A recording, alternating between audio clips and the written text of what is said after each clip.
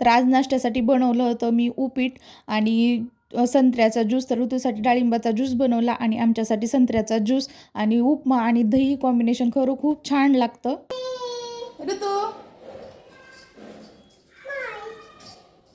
हाय.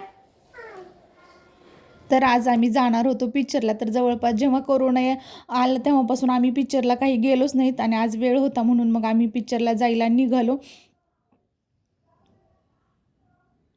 आणि पिक्चरला थोडासा वेळ होता, मग त्या वेळेचा उपयोग करणं हे आपल्या बायकांचं काम असतं.